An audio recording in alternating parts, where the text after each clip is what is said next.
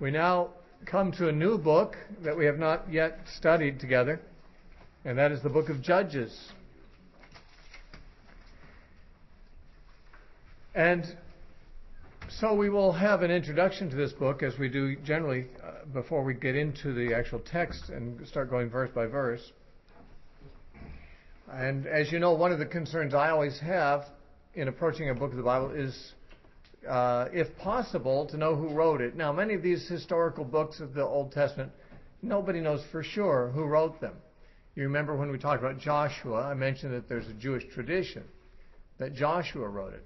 And probably he did. I mean, there's no evidence of anybody else doing it. And there is evidence that it was written in his lifetime. And there is reference to him writing something, though not necessarily a statement that he wrote the whole book. But these things being so, it means that the tradition really, by default, would seem to stand as the most credible theory. And so we move from that presumption, since we don't have any other evidence for any other alternative. The same is kind of true about the book of Judges. There is a tradition among the Jews that it was written by Samuel the prophet. Now, you might think Samuel would have written the books of 1st and 2nd Samuel, but that's not the case. He is a character in them, but he is not the author of them.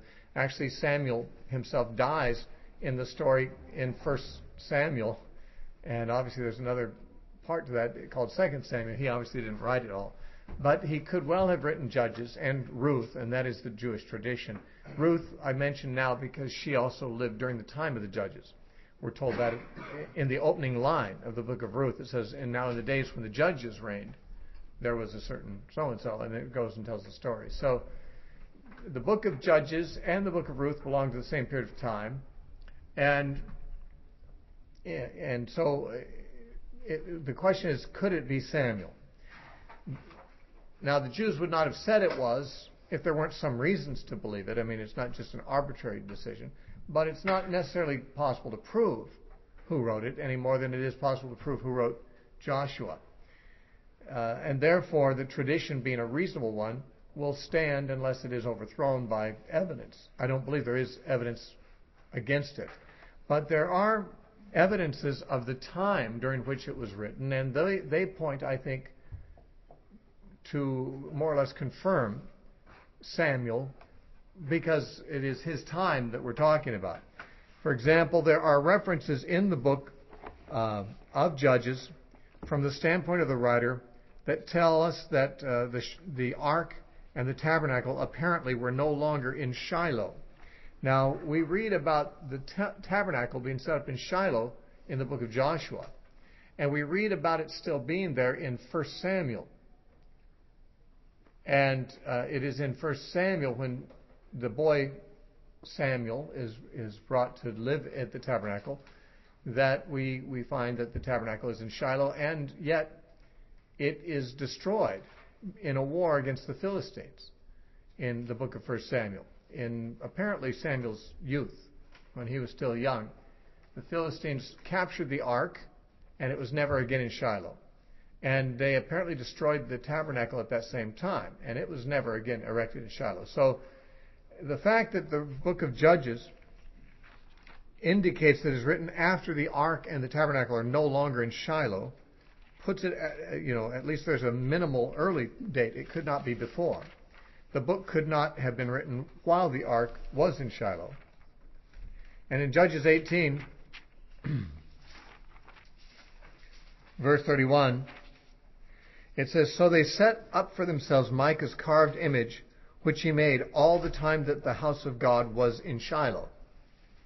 Now, the author is saying it remained there as long as the tabernacle was in Shiloh. He couldn't say that if the tabernacle, in fact, was still in Shiloh in his own day, and he didn't know whether, this idol would be set up there too at the same time.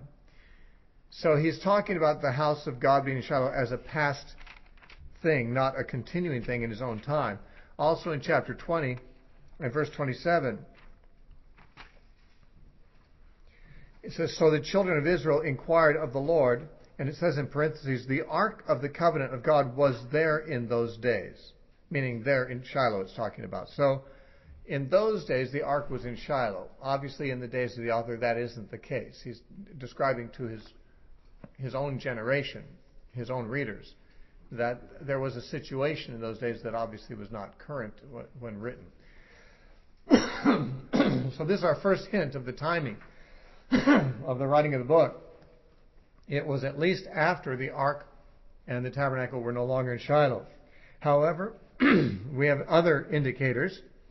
There are 4 times in the book of Judges that it says there was no king in Israel in those days. Now, this is hardly a statement that would be made unless the circumstances had changed. Because if a person was writing this book before any kings were in Israel, they might not think to mention there weren't kings in those days in Israel. After all, they might not even know there ever would be kings in Israel. It is made very clear to an audience who is familiar with there being kings in Israel that the stories took place before such a time.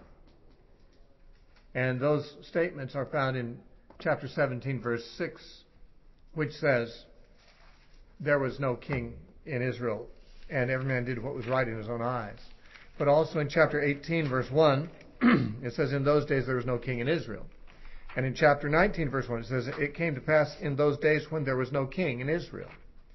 And then, of course, the last chapter ends with the statement in chapter 21, 25, in those days there was no king in Israel, everyone did what was right in his own eyes. So 4 times we are reminded that this happened when there was no king in Israel, but the author is writing from a different political situation, where he and his readers clearly did know of kings in Israel. There were kings of Israel in his time. So we know that it's written after the destruction of Shiloh. It's also written after the appointment of Saul to be king. However, it is before David conquered Jerusalem. Because in chapter 1 and verse 21, we are told that the city of Jerusalem was still under the control of the Jebusites. In Judges 1:21 it says, but the children of Benjamin did not drive out the Jebusites. Thank you very much. I could use that. Who inhabited Jerusalem, so the Jebusites dwell with the children of Benjamin in Jerusalem to this day.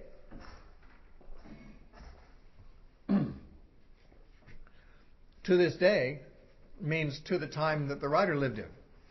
He lived at a time when the Jebusites still remained not driven out of Jerusalem.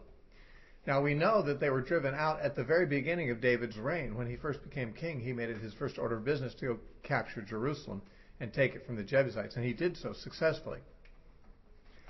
So, what do we know? We know there was a king in Israel when this was written. It must have been King Saul, or at least the very opening days of David's reign, because there's only one king before David. And David conquered Jerusalem at the very beginning of his reign, so almost certainly it was in the reign of Saul. And that is the time frame when Samuel lived. It doesn't mean that Samuel wrote it, but it means that the tradition that Samuel wrote it is of credible tradition, and it certainly is written. The author gives indicators that it's written in the time that Samuel lived, because he died during the reign of Saul. And yet he lived, at the time that Shiloh was still the religious center, but he lived to see it no longer be. So the historical standpoint of the author is that at least of a contemporary of Samuel, if not Samuel himself. Now there is one verse that kind of throws a wrench in this theory, and that is Judges chapter 18 and verse 30,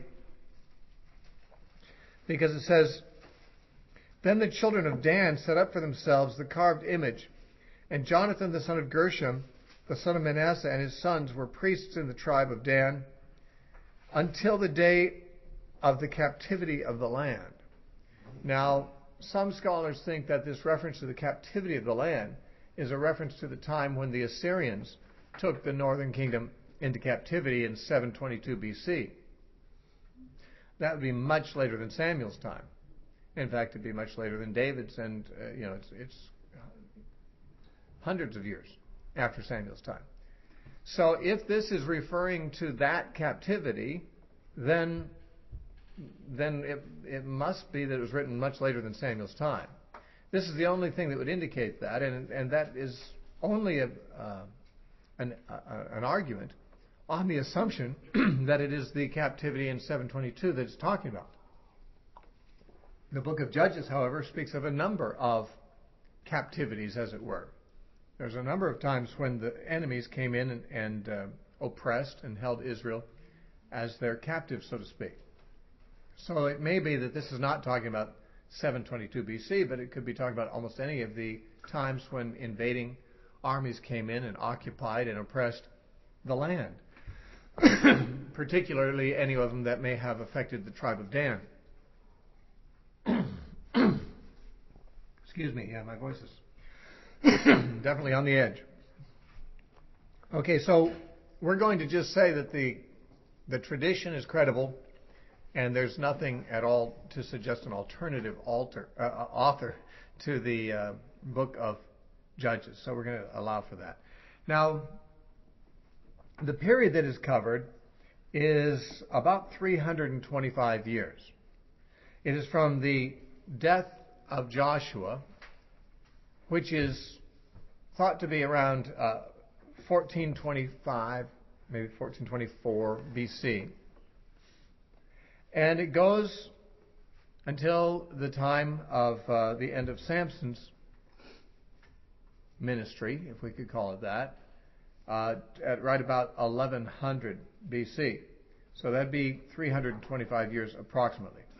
Now, this is a little problematic, but not seriously so, because if you add up all the years that it talks about that Israel was oppressed by this group for this many years and oppressed by these people this many years, and then you add up the years also, add to that the years that the judges judge, 40 years in one case, or many cases, 80 years in another case, 23 years in another case. You take all the numbers of the years and you add them up, and it comes to 410.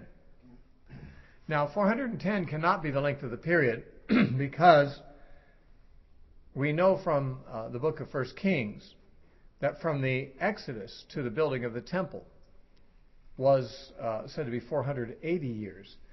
And from that number, you have to take the full reign of David, which is 40 years, and the reign of Saul, which is 40 years, and the 40 years of wandering in the wilderness before the judges period began.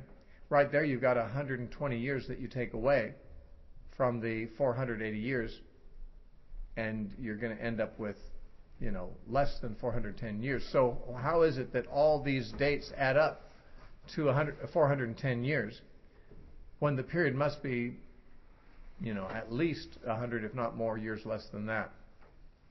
Well, it is agreed by virtually all scholars that these judges did not all reign sequentially. Some of them reigned simultaneously in different parts of the country. Remember, Israel was not a united federation. It wasn't like our union. Our 50 states have one federal government over them. This was really like as I mentioned before, an amphictyony, which is a loose coalition of tribes that they govern themselves. And they have some relationship with each other, especially a religious shrine that they share and that they maintain and protect, but they don't have many political alliances with each other that are, official. They have friendship with each other, they share a culture, they share a religion, but they're independent tribes. And so it would be possible, of course, for certain tribes to come under oppression with others being unaffected. And so there could be a judge judging in the northern region and a different judge in the southern region. Scholars agree pretty much that the book of Judges is not giving us necessarily a chronology of which judges, were reigning contemporaneously with others or subsequently to others. But it is clear that many of the judgeships must have been simultaneous in different parts of the country, and that's how we solve the problem. The period was only about 325 years, but if you add up all the numbers, it comes to 410, that means there's 85 years or something like that must have overlapped somewhere, different judgeships. Now, the political character of Israel at that time was different than at a later time and different than at a previous time, because previously they were headed by a prophet, Moses, and then by another prophet, Joshua, who served, no doubt, as judges also. That is, Moses certainly judged the people. We read about that in the book of Exodus, how that people would line up to see him with their disputes. And his father-in-law advised that he distribute some of that responsibility to others so that he doesn't wear himself out. But Moses did serve in that position as one who was a judge and a prophet. Joshua, we're never told that Joshua was a judge. We know he was a prophet and a deliverer, and he probably served as a judge, though we're not told. But Joshua was specifically appointed to be the successor of Moses. Joshua died, however, and left no successor in place. And there was no successor, so there was no one in charge. And so the reason for that is because Israel didn't need a king. They had God as their king, and he could rule directly over them all over the country. He could be paying attention to people anywhere in the country at the same time, and they didn't need to have a central government that was trying to control everything. Now, a theocracy still has people who kind of lead, because God is invisible. He doesn't speak out loud very often where you can hear him with his audible voice. So he had people who spoke for him. Sometimes they were prophets. And, of course, the high priest also had a role in leading, because he had the Urim and the Thummim. He could determine what the will of God was about certain things. And then there were the judges. The book of Judges mainly focuses on the judges. But it doesn't mention the high priest, but we know that they were around, because the earlier books indicate there was a succession of high priests all the way through Israel's history. So that means during this time there were high priests too. It's interesting that they're never mentioned in the book of Judges. Apparently they didn't play a role as important or as worthy of mention as those of the judges. But there were some prophets. Deborah, who is one of the judges, is also said to be a prophetess. And also in chapter 6 and verse 8, it mentions a prophet coming and speaking to the people of Israel. Also, Samuel lived during the period of the Judges. Although he's not in the book of Judges, his life was still lived in the period of the Judges, and he was said to be a prophet, obviously, in 1 Samuel 3:20. So we have God ruling his people through prophetic men, through the priesthood, and also through ad hoc deliverers who also serve to lead during their lifetime after delivering the people from trouble. They did not, in other words, have a central federal government. They did not have a king that ruled over everybody. Instead, it was understood the people knew the law of God. If they didn't know it well, they'd hear it read to them out loud every 7th year at the Feast of Tabernacles. The whole law was read to the entire nation. And knowing the law of God, they were supposed to live by it. Therefore, everyone did what was right in his own eyes, we're told, because there was no king. Now, I've commented on this particular statement in a previous lecture when we were having an introduction to the historical books, but I might just say it again in case anyone was not here for that. When the Bible says there was no king in Israel and everyone did what was right in his own eyes, it is almost always seen as a negative statement.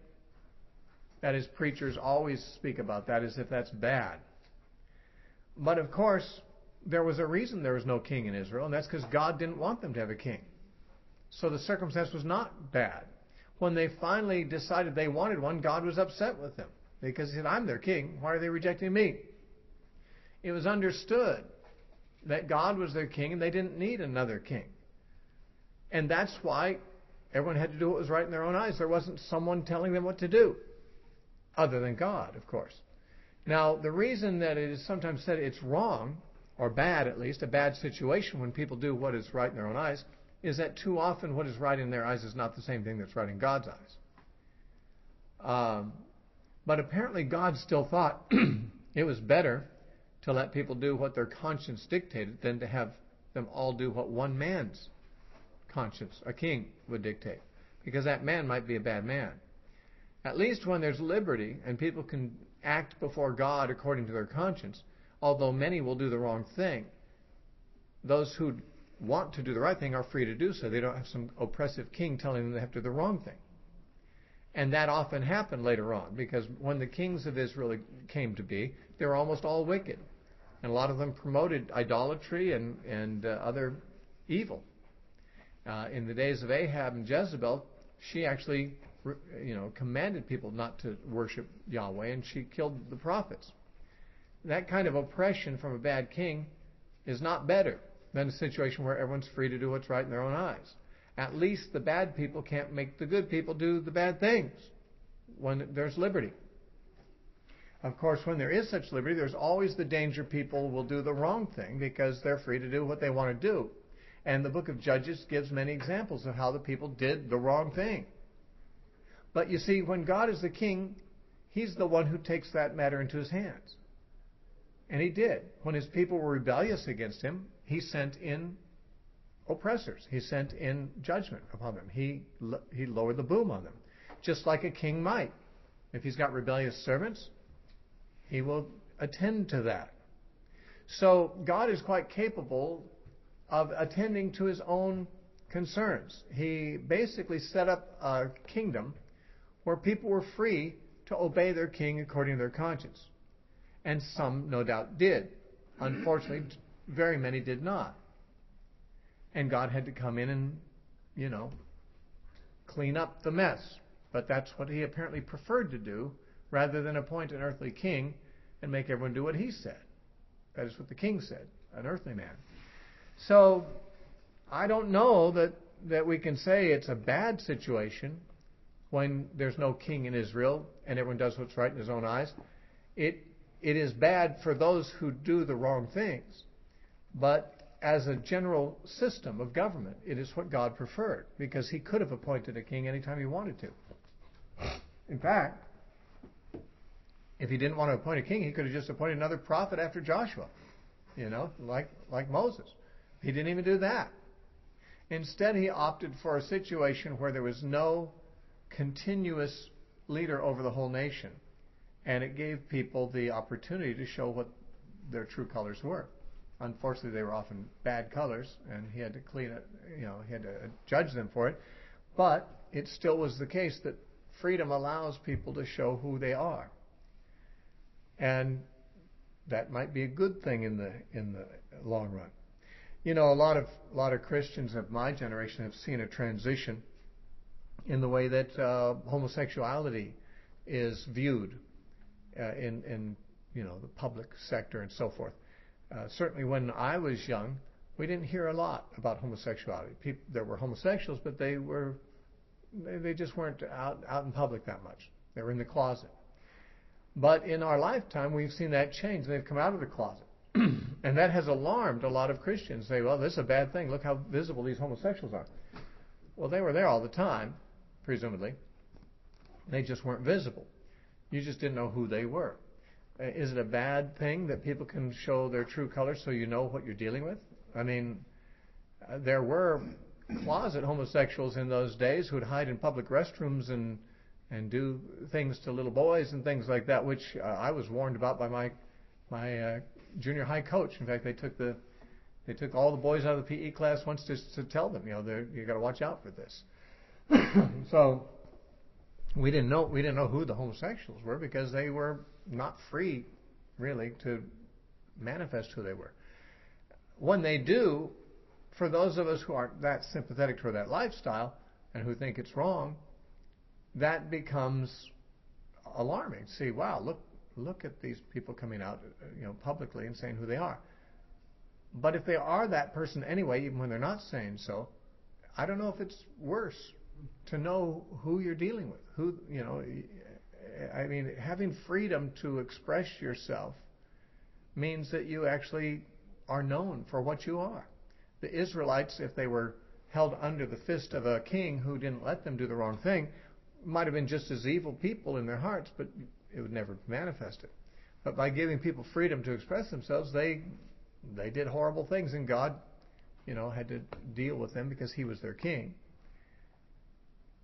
And so that's apparently how he preferred it, rather than have some human authority forcing people to outwardly comply with the behavior that God's law said. God could take care of his own rebellions and put them down. Now, in addition to being a theocracy, which basically is saying that God was their king, I've mentioned that it was Israel's Amphictyony, which is a loose coalition of tribes, sort of like a republican confederacy, where individual cities or individual tribes have their local leaders, which they appoint according to however they want to. They recognize the authority of the elders, or of what's in the King James Version called princes. The New King James calls them leaders. But there are mention in the book of Judges, on some occasions, of these leaders and of the elders of various cities or tribes that act in concert with each other. Apparently, although there's no king and there's no central government, the individual communities recognized authorities among themselves. Just as, for example, Protestants do not recognize a central authority in the church, in the Pope, as Catholics do. But most churches have their local church leaders, elders and such. I mean, they don't. There's not some kind of a trans-local authority where all the churches submit to one guy who sits in Rome or somewhere else, but rather the individual churches govern themselves, as they wish, and God is seen as the overall Lord and King of all of them. That's really the way it's apparently supposed to be. That's the way God set things up for Israel, and no doubt how it is intended to be a paradigm that the church can learn from and is supposed to follow. Now, when we talk about judges, the word is shofetim in Hebrew. A shofet is a judge. But what are we talking about? When we talk about judges in our country, we're talking about men who sit on a bench in the courthouse. And in a sense, the judges were that. They did that kind of thing, at least sometimes. For example, we read in Judges chapter 4 that that's what Deborah did. In 4 verses 4 and 5, it says, "Now Deborah, a prophetess, the wife of Lapidoth, was judging Israel at that time, and she would sit under the palm tree of Deborah," apparently named after her, "between Ramah and Bethel in the mountains of Ephraim. And the children of Israel came to her for judgment." That is, for her to arbitrate in legal disputes. That's what judges do. And I think these judges did that too. Although most of the judges in question, or the ones that come to our attention, they arise to their position apparently through a different kind of activity, and that is by being military leaders. And even Deborah served in that role. They arise as God puts His Spirit upon them, and therefore they are like spiritually gifted leaders that arise for the occasion. Unlike a monarchy where the leaders are simply in power because their father was the leader, and after he dies they inherit the position. In the period of the judges, as God apparently preferred things to be, there would be long periods of time where there was no highly influential leader.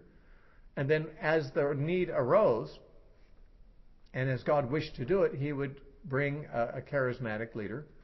He'd put His Spirit on somebody, and they would become the ones who rectify all the wrongs for their generation. And the people would follow them. Now, there's actually no evidence that these leaders demanded people to follow them. These people did not wield really what we'd call political authority. They wielded moral authority, more or less. That is, people felt these guys were right. This man is sent from God. He's the one who's God's going to use to lead us, so let's rally behind him and drive out these Midianites or whatever. And then, of course, once that was done, the very fact that God had used him had given him the credentials for them to bring their disputes to him for the rest of his life and have him judge them. He was obviously God's chosen representative. Now, some of the judges don't fit that paradigm. At least we don't ever read it, for example, of Samson doing these particular things. He never led an army. He was sort of like a one-man army. And it's like Rambo or something. You don't need an army when you got a man like that. But he also, we don't know that he ever really sat and judged cases for Israel. He might have. I mean, the fact that he's called a judge might might be reason to deduce that, though it is not recorded, he actually spent some of his time judging cases. If so, he might be the kind of person that Jesus would say, let him that is without sin be the first to cast a stone. That is, who are you to judge? Because Samson was not a well-behaved man himself. But that's true of a lot of the judges. It's clear that they were chosen not because of their moral character in some cases, although the early judges seemed to be people of high character. Some of them, well, they all have flaws. All people do, and even the good guys in the Bible seem to have flaws. But some of them, like Samson, apparently were not known for their virtue at all. He almost had like a hereditary position. Although his parents were not in a position, he was chosen before he was born, and he was born to the position that God had him, and that's an unusual situation. Samuel was the same way, and he was a judge later on. But so the judges were, in many cases, military leaders initially, and it's not like they drafted people. They weren't like a king who could send out draft notices, and if you don't come, they send out the police and put you in jail, for draft evasion. These guys would just kind of rise up with the Spirit of God on them, and the people would recognize this is the leadership of God that He has appointed, and so they'd rally. So it was like a moral authority rather than a political authority. And likewise, afterward, after He delivered them, He didn't hold an office of king where people had to obey Him, but the people recognized this is the man who will speak to us for God, and since they are a nation governed by God, having men who speak to them for God, convincingly, authoritatively, was a good thing. Okay.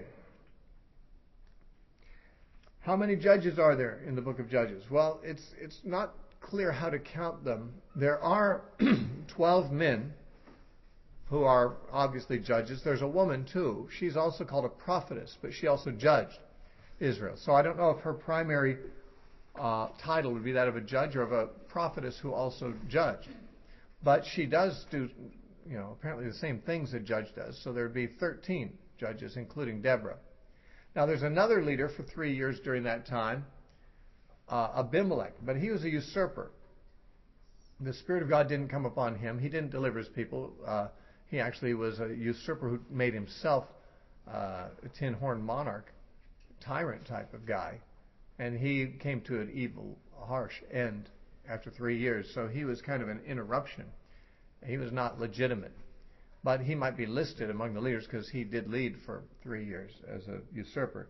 So we could find 14 there if we included Abimelech and Deborah among the judges. And Deborah should be included. Abimelech probably should not. We also have in the book of Samuel some more judges before the period of the judges ended.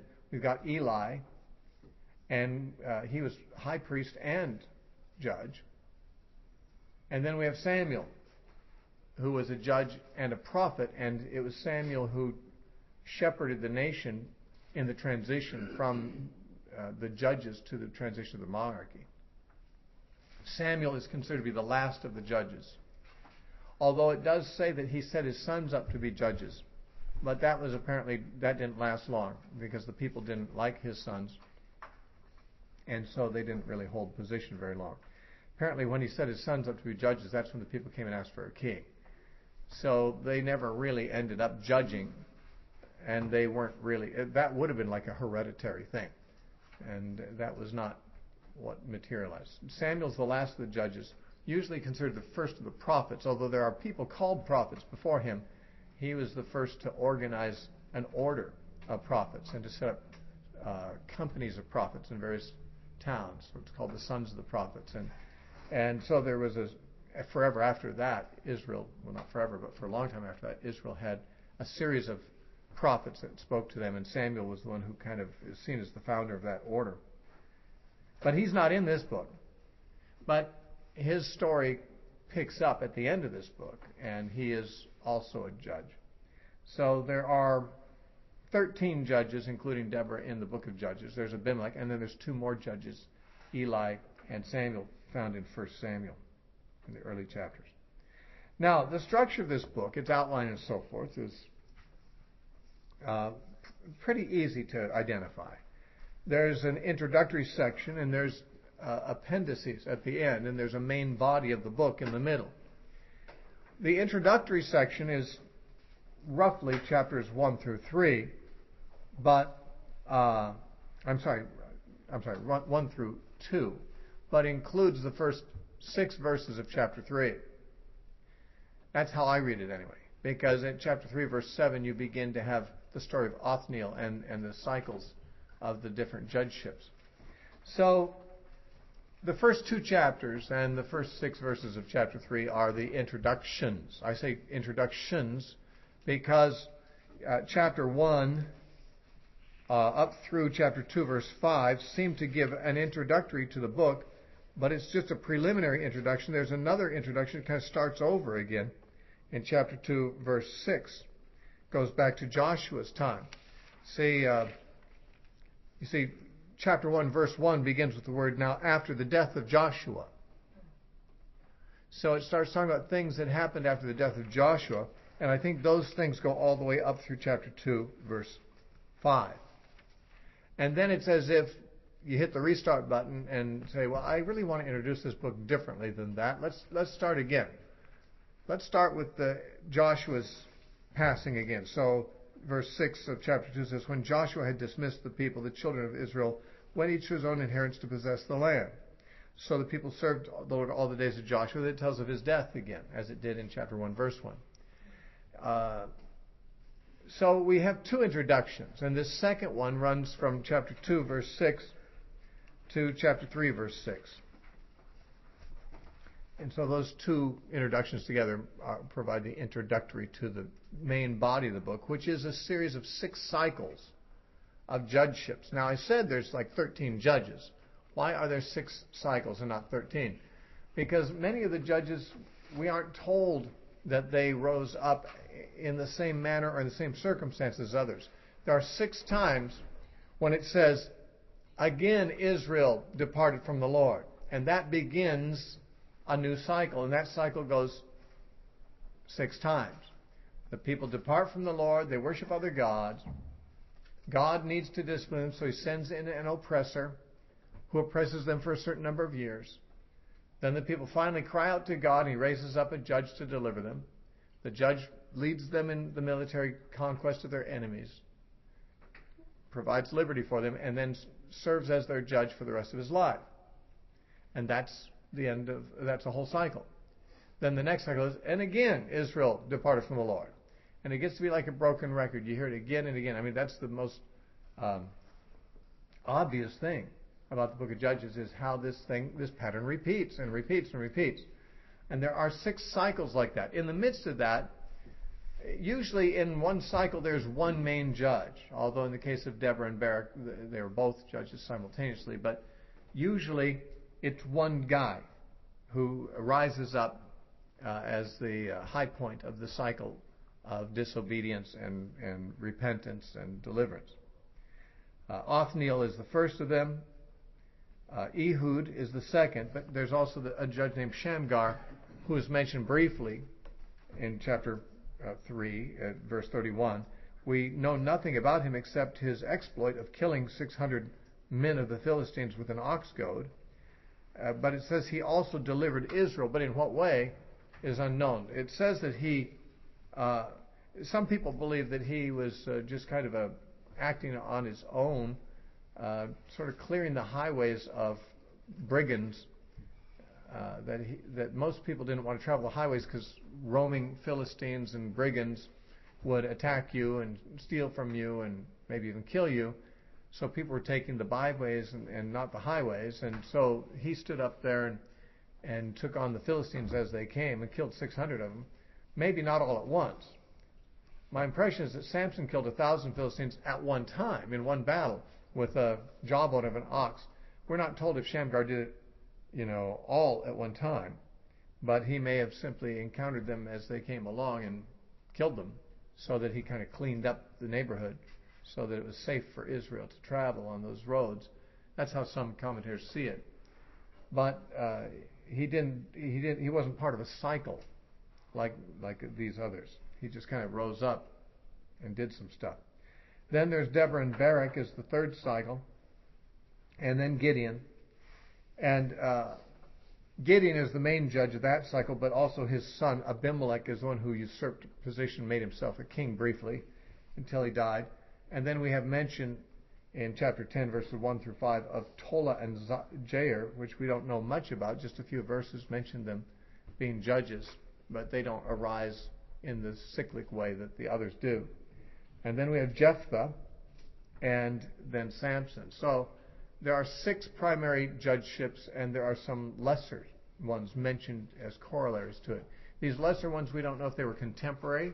For example, it is possible that Tola and Jair were contemporary with Gideon, not successors.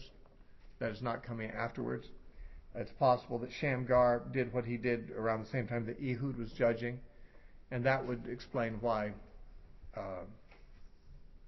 we say that the judges were sometimes simultaneously judging in different parts of the country. You don't necessarily add all the numbers up as a complete chronology. After the main body of the book, which is chapter 3, verse 7 through chapter 16, you have at the end 5 chapters, chapters 17 through 21, which are properly seen as appendices. Each one is a separate appendix. One is about Micah and the tribe of Dan. This is in chapters 17 and 18. And then the other one, seemingly independent, another independent story, is of the Levite and his concubine and the trouble with the Benjamites and the reduction of the tribe of Benjamin to almost nothing as a result. That's in the final story, chapters 19 through 21. Now, these 2 stories are disturbing. Actually, there's other things disturbing in the book, but these 2, especially the last one, it seems like they saved the best for last. It does seem that the writer of Judges is trying to get across the idea that things were pretty bad in Israel in those days. And these 2 stories are examples of how religiously compromised and how morally compromised the people were. The first story of Micah and the tribe of Dan probably is an illustration of how religiously compromised they were. And then the Levite and his concubine, that story certainly shows how morally and ethically compromised the nation was. And so that's the state of the nation in the time of the judges. Now, I might just identify some of the main lessons of the book that I would take from it. I don't know if you would have found others in your study of the book of Judges. But there are some themes and some messages for us today from the book, and some of them that I identified as I was preparing this yesterday are here on your notes. And one was that Israel had what we call a utilitarian attitude toward their God, toward religion. He's useful. He's a useful guy to have around when you need him. They did not have a love for Yahweh with all their heart, soul, mind, and strength, or else they wouldn't have defected from him as soon as they could. They did continuously defect from God. They did so as much as they felt they could get away with. Their religion restricted them only as much as they felt they had to be restricted by it, and they'd get away with as much as they could, which meant that when the judge would die, they could get away with a lot. When he was alive, they kind of behaved themselves. And they would reject God almost as soon as the judge's body had cooled in the grave. And they'd just go off after other gods again. And they would ignore God until God got their attention again by bringing an oppressor in that made life miserable for them over a period of years usually. And finally someone in the country got the idea, we really ought to maybe turn to God. And so people would start to cry out to God because they needed him. And God would come to their aid. What's interesting is that God was willing to cooperate with this. I mean, God is patient, God is loving, and again, they keep rejecting him. But it's like Jesus said, if your brother sins against you 7 times in one day, and 7 times comes and says, I repent, you should forgive him. I mean, that's quite a chronic pattern. If he sins against you in 7 times in one day, each time repenting serially. And yet he says on that 7th time and 8th time, you still forgive him. So even though there's a pattern of not appreciating the last time you were forgiven, not appreciating the last time God came to rescue you, God takes a new instance of repentance at face value, even though He might say, "Listen, I know where this is going. I've seen this pattern before." But and we're supposed to be that way, the way we forgive other people, Jesus said. Even if the guy has sinned against you 6 times earlier today, and repent each time. If he does it again and repents, well, forgive him again. Seems rather extreme. Some might even say that Jesus is using a hyperbole there, because it's just really extreme to try to forgive somebody after they've sinned in one day against you that many times. But we see God having that same attitude. He forgives them. But the interesting thing, instructive to us, is that there is always that danger of people to take God as something useful to themselves when they need Him, and not to serve Him for the right reasons. We should serve God because we love Him, because we trust Him, because we have gratitude toward Him. But instead, people who put themselves at the center of their lives and their own interests at the center, they'll just see God as yet another thing to use when it's handy, when He's needed. You see, our natural state from birth is to put ourselves at the center. We use our parents, we use our siblings, we use every opportunity we can to make ourselves pleased, to make ourselves happy. That's what our orientation is. As we grow older, even if we don't become Christians, we usually become a little wiser that we can't just exploit people completely and still be popular. So we learn to be popular by being more selfless in certain situations, making certain sacrifices, but still everything is calculated to put us in a position we want to be in, and to bring ultimate, our own plans about and our own pleasure. And then when people come to God, they sometimes see Him as someone that can actually enhance their lives even more. It's nice to have a big brother out there who can thump your enemies when they give you trouble, and a father figure who can, provide for you and so forth. So people, they come to God, and they're still thinking about themselves, not Him. It's just they love themselves, but they find God somebody they can use. And that's a utilitarian approach to God. But true conversion is when you take your own interests out of the center of your concern and put those as subordinate to God's concerns. Because you love Him, you put Him first. You make His concerns your real concerns. You die to yourself. You deny yourself and take up your cross. That's what becoming a Christian involves. And that means that you're just not using God. He's not just someone you turn to when you need Him, but your whole life is concerned about bringing Him pleasure rather than you. And He's not seen as someone who is there to please you, but you're there to please Him. Israel clearly did not have that attitude. So they called on God and served Him when it was convenient and necessary, and when it would serve their interest. But the fact that they didn't continue to do so as soon as they were comfortable again means that they never really cared about God. Some of them may have, but the nation as a whole apparently lacked that. And that becomes a pattern not only in the book of Judges, we see it throughout the remainder of their history, in the period of the kings, which followed the period of the judges. And that's why the northern kingdom had to be wiped out permanently. The southern kingdom had to be taken into captivity for 70 years, because God had to teach them to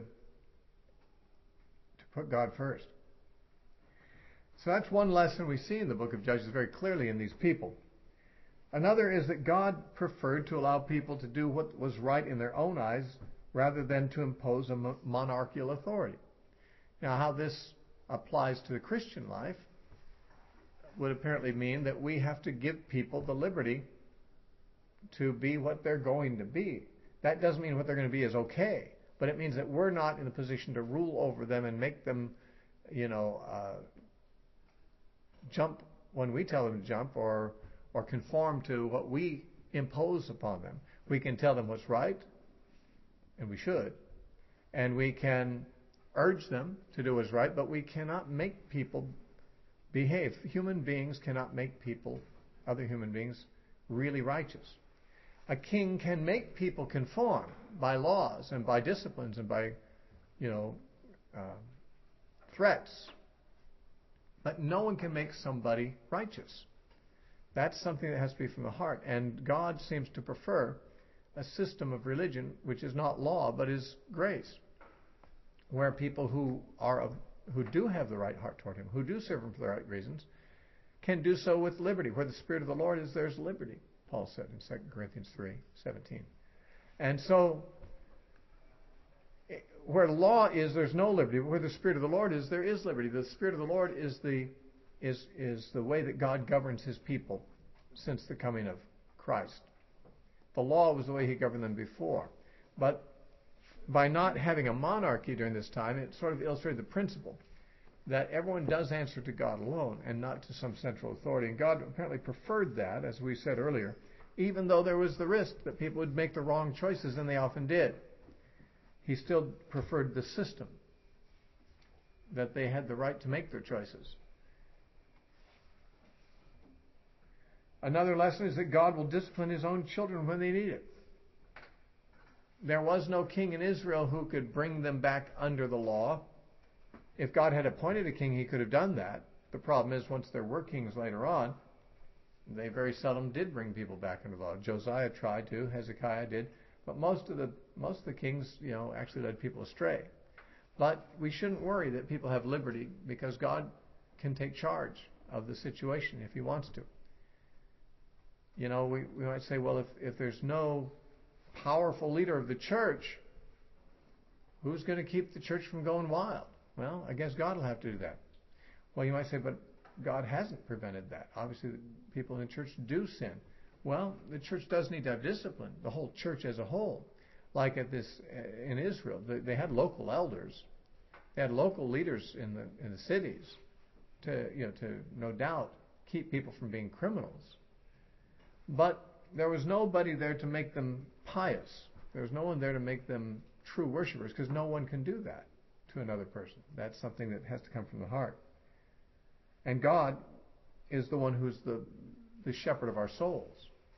He's the one who can shepherd our hearts. And if our hearts are wrong, He knows how to discipline and so forth. And He disciplined Israel when they went the wrong way. But He didn't do so by giving them a king. And He didn't choose to do that. Another lesson that we see in the book is that God works through men upon whom the Spirit rests, and through the Spirit's gifting. There are, I think, if I'm not mistaken, 4 of the judges that specifically says the Spirit of the Lord came upon them. And like Samson's feats were done when the Spirit of God came upon him. It says the Spirit of the Lord used to move upon him at a certain time. And when the lion attacked him, it says the Spirit of the Lord came upon him, and he killed the lion with his bare hands. We sometimes think of Samson as a man of great physique, like a Mr. Universe kind of a body. But we don't know that he really had an unusually strong body. His supernatural strength was just that, supernatural. It was not natural. He could have had an ordinary, unimpressive physique, but when the Spirit of God came on him, he did things that could not otherwise be done. Demons can give people that kind of strength too. Think of the man of the tombs who broke chains. We're not told that he was super muscular. It wasn't his muscles that broke the chains. It was the demon. Likewise, someone who's filled with the Spirit of God, if God gives them that kind of strength, and we don't know of many cases where that's been the particular manifestation of the Spirit, but that was a gift of the Spirit that God gave to Samson. Well, looking at him, you couldn't tell. Remember, the Philistines were puzzled. Where's he getting his strength? They had to hire Delilah to try to figure out what the secret was. Now, if the guy looked like the Incredible Hulk, no one would be guessing, no one would say, well, what's the mystery here? How come he's so strong? I mean, you can say, well, just look at the guy. I mean, it's obvious, In all likelihood, he had a much more ordinary appearance and not necessarily huge and impressive muscles as we might picture him. He's not like Hercules, but he's a man upon whom the Spirit of God comes, and he does supernatural things, and his feats of strength were supernatural. It doesn't matter how strong you are, you can't pull down the pillars of a building with your hand. This was God's strength. It was not by might nor by power, but by God's Spirit that these people delivered. And so it is that God wishes to work. He doesn't wish to work in the church through a hereditary hierarchy of popes and bishops and so forth, and people who are appointed to positions through some kind of a mechanism of succession, but rather he wants to raise up when he wants to and where he wants to those people who he puts his Spirit upon them and gives them the gifts that are necessary for the leadership of the church in their generation. Then they die, and then maybe no one's there for a while like that, and he'll raise someone else up like that. So the way that God intended to lead his people was through individuals upon whom the Spirit came. We call them charismatic, although we, unfortunately, when we think of charismatic, we think of a particular style of worship or church today, the charismatic movement or something. But the word charismatic comes from the word charis, which is grace, and charisma, the longer word, is gift of grace. It's the word that Paul used in the New Testament for the gifts of the Spirit. He called them charismata. And so when we talk about a person who's charismatic, it means they're gifted. And even in the world, they speak about someone being a charismatic leader or a charismatic speaker. They're not talking about gifts of the Holy Spirit. They're just talking he's gifted. He's got something about him that grabs people in ways that they can't really explain. It's just a gift. Well, in the church, it's gifts of the Holy Spirit. And so that's a charisma. These men had, and women, and judges had spiritual gifts. The Holy Spirit came upon them, and they were charismatic. Thus, we call them charismatic leaders. But the other lesson we have, the final lesson I want to bring out in this, is that charismatic men, although they're gifted, are often flawed personally. And Samson is a really good example of that. And there have been many examples of that. It's confusing, in fact. If we lived in Samson's day, we'd be confused. We say, why is God using this man when he's immoral and he's not keeping the terms of his Nazirite vow? And he's just seems to be living a reckless, ungodly life. And yet the Spirit of God comes upon him. I cannot tell you why that is. Certainly God prefers to work through godly people. When the Bible says that elders should be appointed in church, the qualifications have to do with their personal godliness and character and good reputation and so forth. Obviously, it's God's desire that godly, righteous people lead the church. And presumably, he would prefer that people not only have charisma, but also have character. That they be not only gifted in the Spirit, but have the fruit of the Spirit. That they be spiritual people. But see, what this tells is that a person might have a charisma without being a spiritual person. Samson was not spiritual, he was carnal. But God's Spirit came upon him in a gift of power to use him. And why God does this, we're never told. And it is perplexing, because I know that even people known to me, personally known to me, have had amazing spiritual gifts. Sometimes they've been able to heal the sick. Sometimes they've been able to preach the gospel with such power that it was almost impossible for sinners to resist, responding. They're just amazing gifts that people have had. And yet, some of these people, they just really never became sanctified. I remember speaking about one person that a mutual friend and I both knew, a third guy, a very visible Christian leader at the time in the Jesus movement. And I remember saying that person is an enigma to me, because I've never seen anyone who has the power of the Spirit on him so much and yet never gets sanctified, never really grows holier. It's not the way it should be. But you might think that since it's not the way it should be, that God could just refrain from putting His Spirit on someone who's not worthy.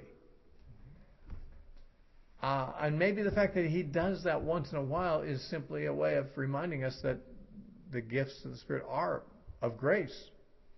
His desire and His requirement of people who have the Spirit is that they live a spiritual life. But if they don't, that doesn't necessarily mean that He doesn't use them. And so we find that these men, all the men in the Bible, really, even the apostles, were spiritually gifted but had flaws. Very few had the flaws that Samson had. But we see that it was a time of relatively spiritual darkness and moral darkness in the nation. And some of the leaders seem to be products of their times in that respect. And yet, God would use them. God can give gifts to people who don't qualify, we could say.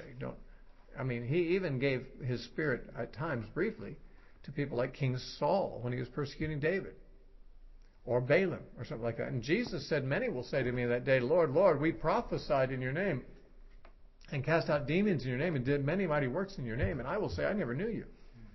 People who weren't even saved. That apparently powerful gifts were manifest through them. But, of course, Jesus said, in that passage, he said, not everyone who says to me, Lord, Lord, will enter the kingdom of heaven, but he that does the will of my Father in heaven. So, behaving spiritually is required. But if one doesn't, that doesn't mean that God cannot gift them. Even if they're not saved, God can put a gift upon them. God can do whatever he wants to. And sometimes we just don't know why he does the choices he makes, but that's what he has done in some of these cases in the book of Judges. All right, we'll take a break and then we'll get into the first chapter.